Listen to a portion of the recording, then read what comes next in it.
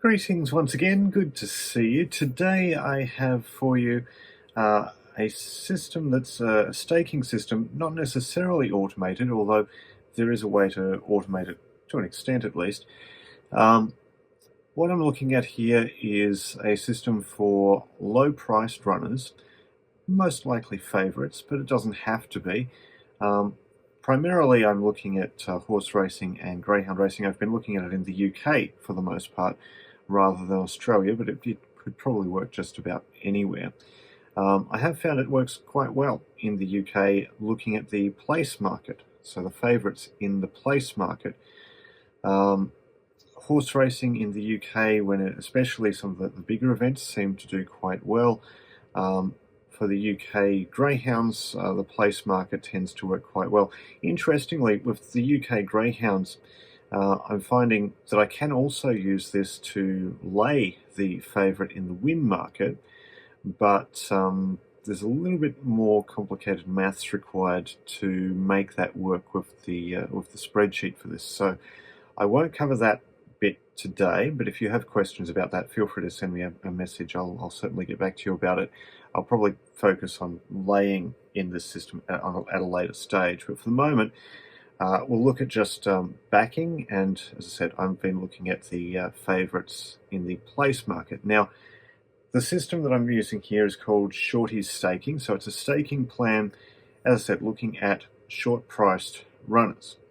What I like particularly about it is it's designed specifically for that purpose. So anyone who's worked with short-priced runners in whatever it is, horse racing, dog racing, tennis, golf, football, whatever, you'll know that you can get some bad runs sometimes where things just go against you for a while. And a lot of systems, whether that be level staking or it be any other form of staking, it can put you in a little bit of a hole, and because you're working with such low odds, it can be a little difficult to dig out from there. This staking system is designed to deal with that. Now, that doesn't mean that it always will. It's gambling. There's always a chance of loss, but this, I think, does improve your chances of coming up ahead when using short-priced runners. The other thing I like about it is that it's designed to limit your losses. It really limits your losses. So suppose you start with a bank of $50. Let's say $50 is there. Suppose you make $50 profit, or let's say you make $100 profit. The way the system's designed is that whatever your original bank is, that's the most you can lose from whatever point you get to. So if you've made that $100 profit up here, and you just have a really bad run, the most you can possibly lose is $50, which leaves you still $50 up.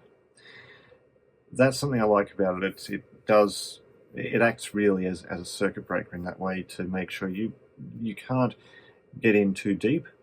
You're really limiting your losses while giving yourself a really good opportunity to turn a profit.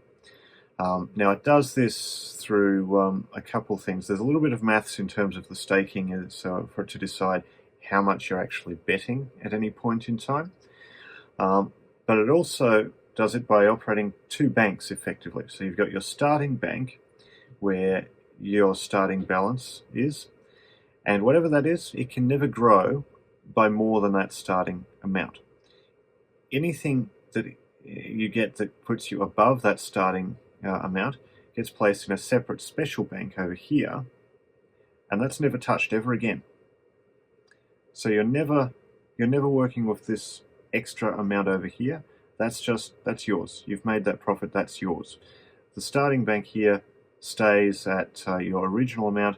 It'll go down a little bit when you have some losses, but it will come back up when you have some wins, and anything extra over that original amount goes over here. You never touch that again. So that's the system in a nutshell. I've also been using Bet Bot Deluxe to semi-automate the betting on this. Now, there's a way to fully automate this if you're looking at horse racing, and I'll cover that later. But for the most part, this is a manual staking plan.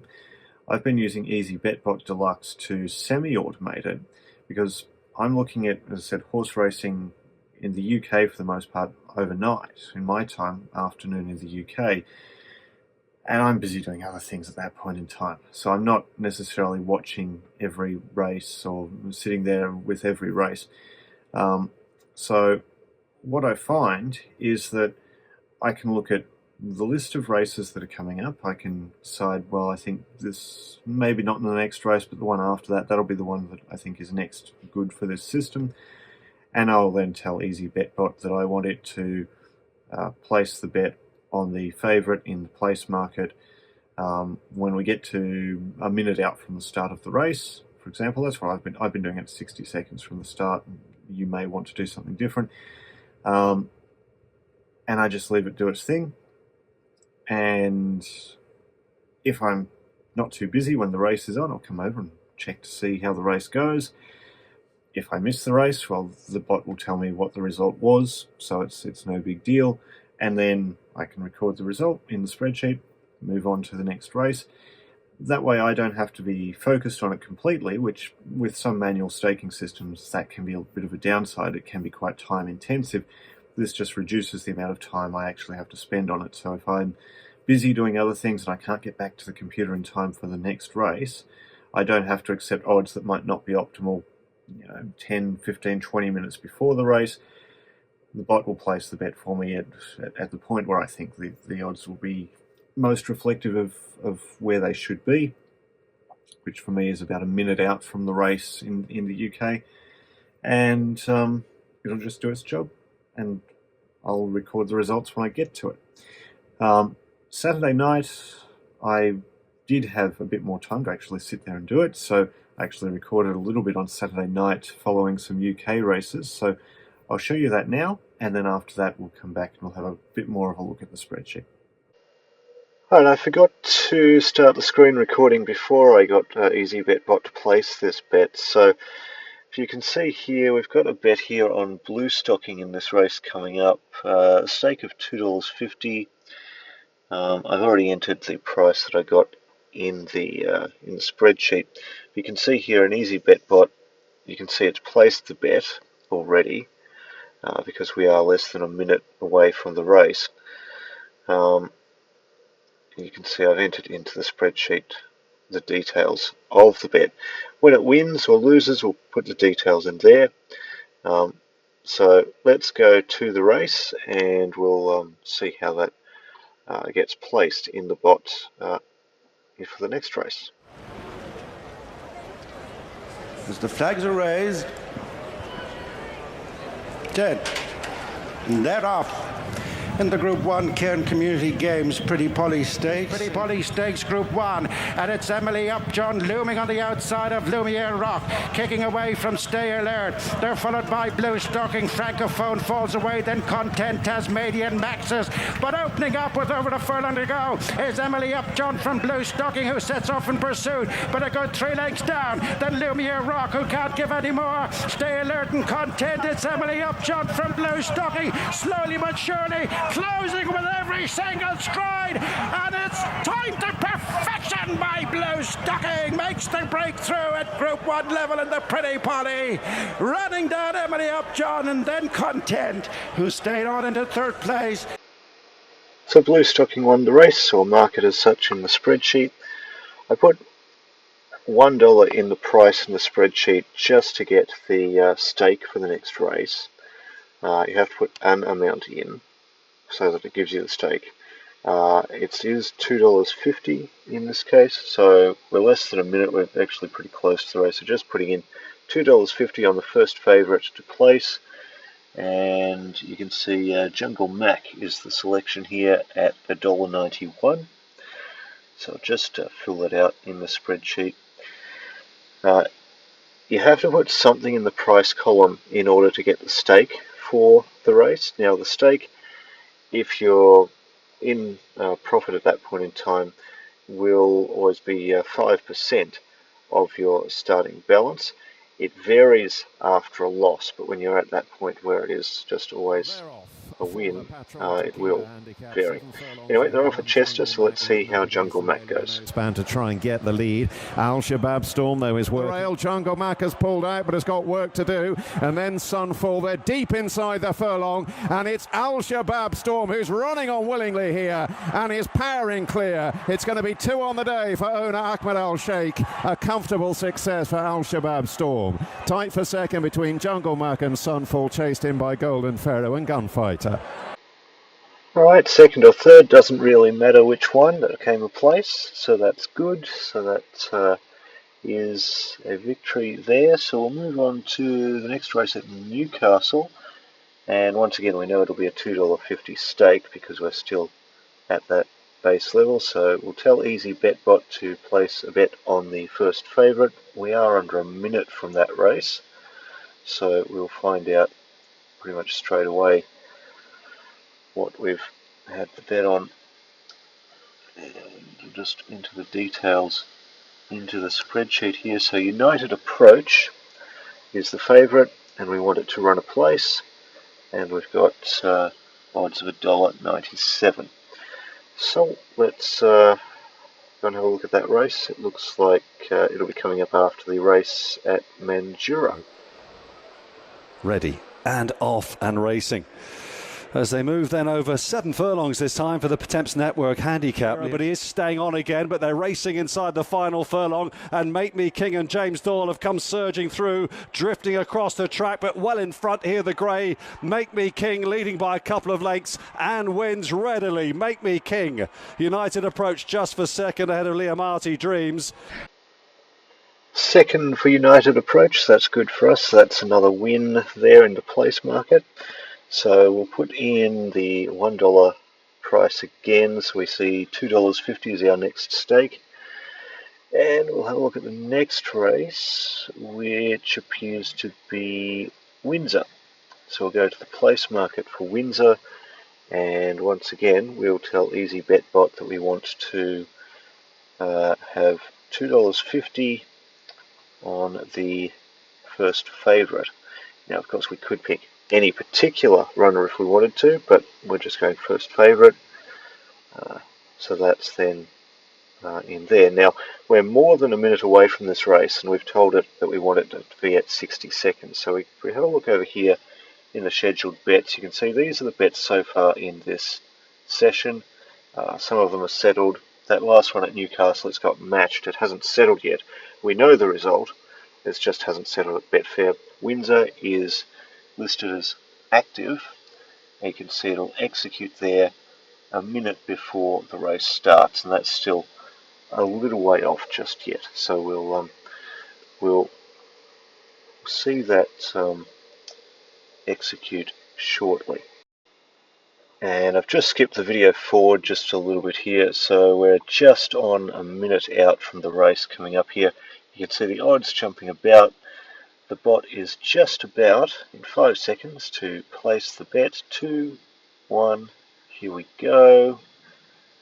And give it a moment, there we go. So we've got Believe in Stars at $1.44.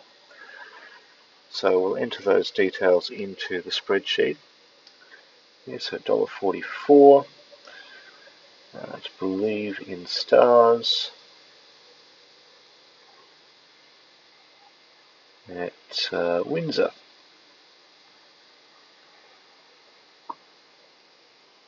Rightio, so that race is just under 30 seconds away, so let's go and see the race. The 5 runners are all installed, ready to go.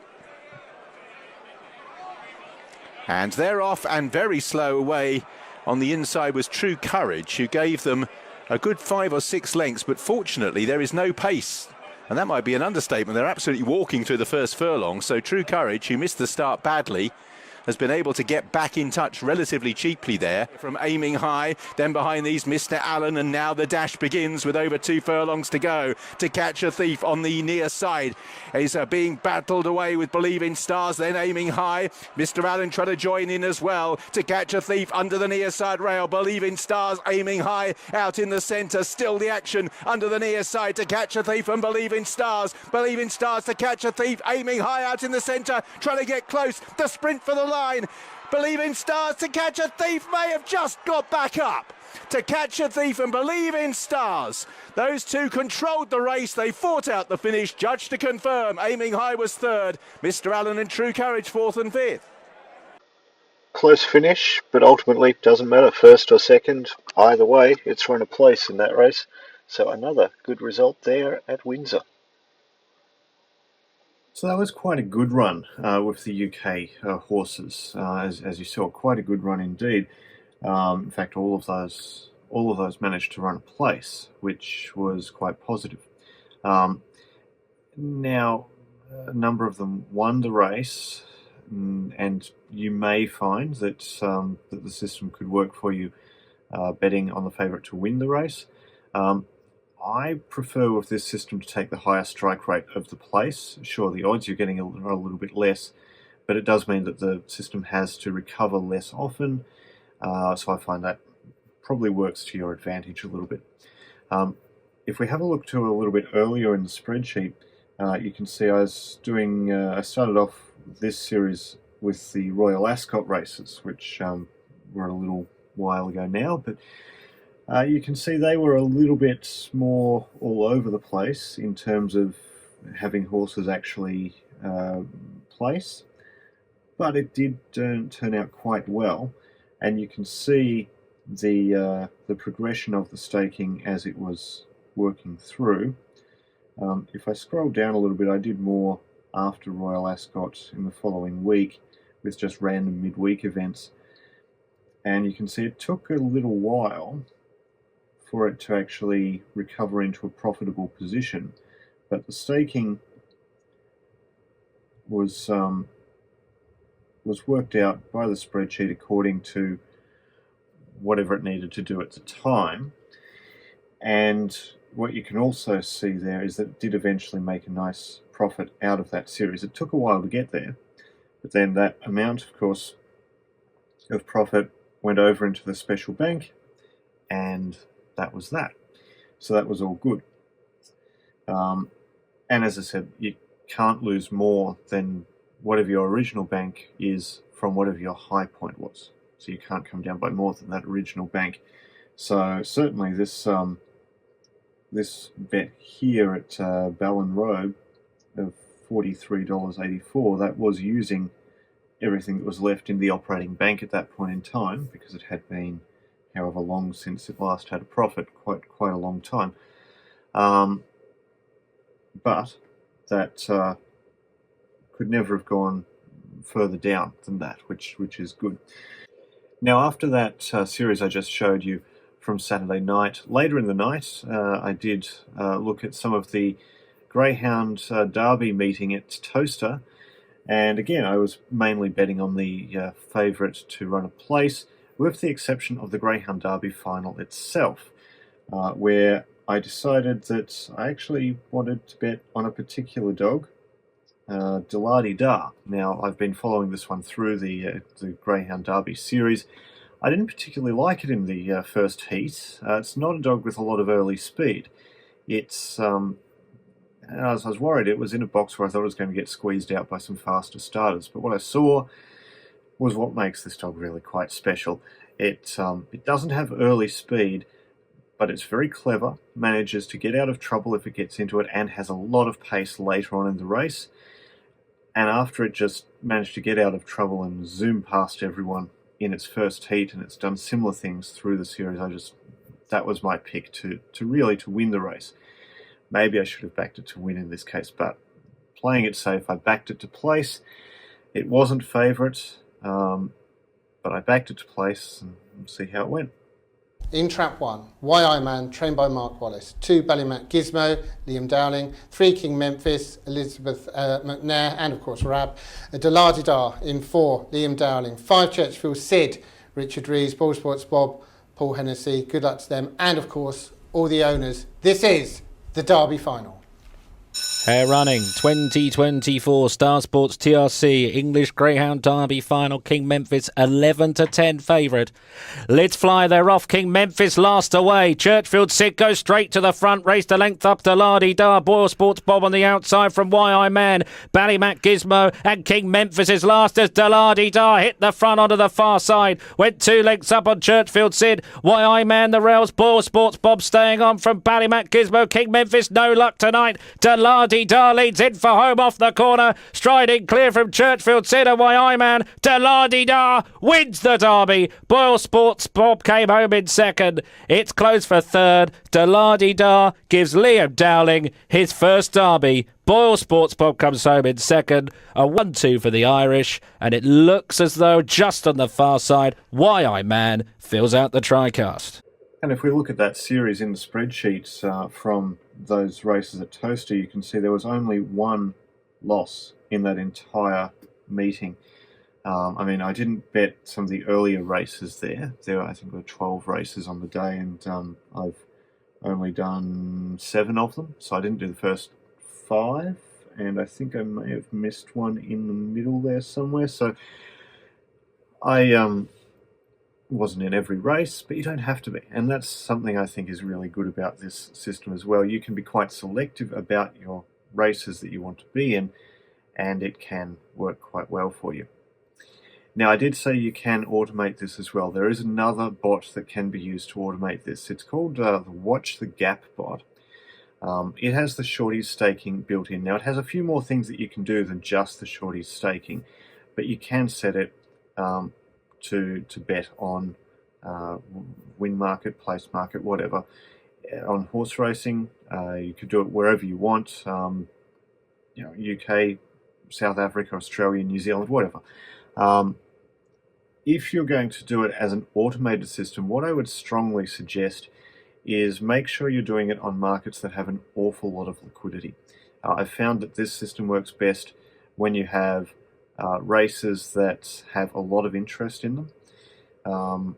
So you'd probably need to figure out what the right liquidity is. It's going to vary. English races tend to have a lot more liquidities than some other countries.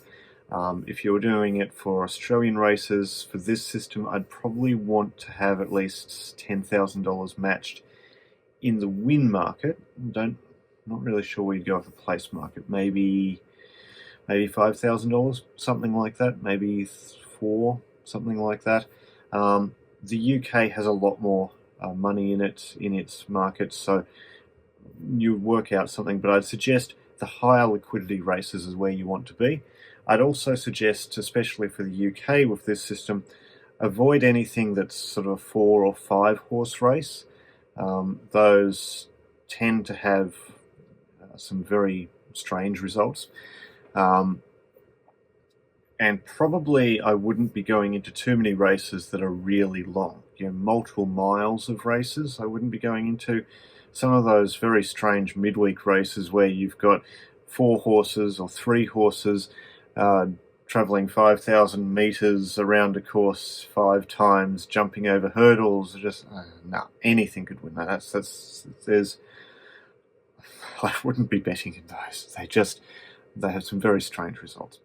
So that's the Shorties Staking, which I think is quite promising and certainly gives you an option for things that are at lower odds, whether that be horse racing, greyhound racing, whatever. Links to the Shorties Staking is below now. I haven't mentioned, I'm using the spreadsheet, but there is a cloud version as well. So if you don't have Excel or you want to be able to access it on your phone or tablet device or whatever, there is a cloud version of it available as well. So links to that below, link to Bet Bot Deluxe, and also the Watch the Gap bot if you want to completely automate it. I should mention I have started just testing Shorties Staking on the tennis now that Wimbledon's begun. So far 1 win, 1 loss, so a bit too early to decide whether that's a goer, but we'll see what happens. And as I did mention earlier, you can use this for laying as well, but the way you need to do that is a little bit more complicated. It's probably a bit too much for this video, but if you have questions about that, send me a message and I can send you some details on that. Anyway, that's what I'm doing for now, and I hope that's of interest to you, and I will see you again soon. Until then, happy punting.